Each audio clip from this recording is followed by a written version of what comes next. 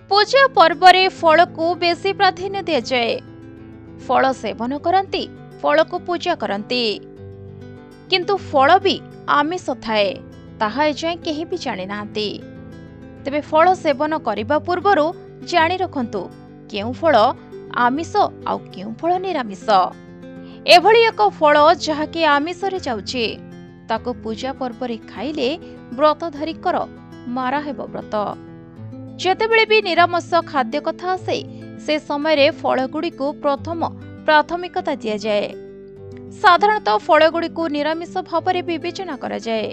तेणु शाकाहारी माने अंध भाव सेमानक खाद्य फलगुड़िक अंतर्भुक्त करथांती।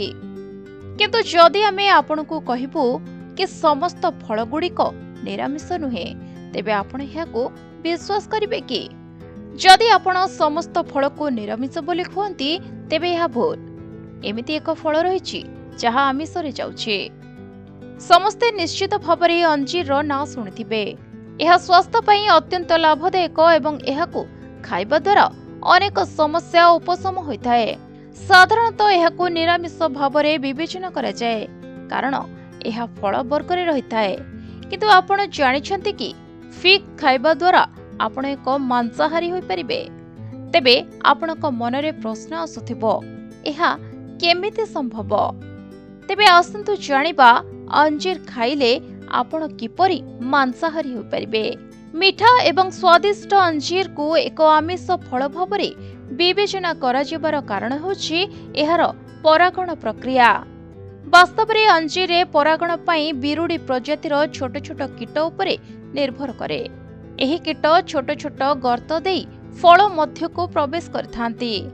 अंजीर फूल फल भितर अछि, तेणु परागण प्रक्रिया पई बिरुडी प्रजातिर छोट छोट कीट को फल भितर को जीवाक पड़े। जेतेबेले कीट फल भितर थाए से समय रे सेमाने अंडा दैथांती। एहा परे पराग अंजीर फूल को ट्रांसफर होइथाए। एहा परे अंडाहीन महिला कीट इन्यूबेट करे और परे अंजीर भितर मरि जाए, जहाको अंजीर थिबा फिसिन एंजाइम खाई दिए एवं एहाकु फल सहित मिसाई दिए। तेबे एही पूरा प्रक्रिया उभय प्रजाति पई बेस गुरुत्वपूर्ण। तेबे एही प्रक्रिया परे आपण अंजीर को निरामिष किंबा आमिष भावे विवेचना करंती ताहा आपणक उपरे निर्भर करे। ब्यूरो रिपोर्ट, प्रतिदिन टीवी।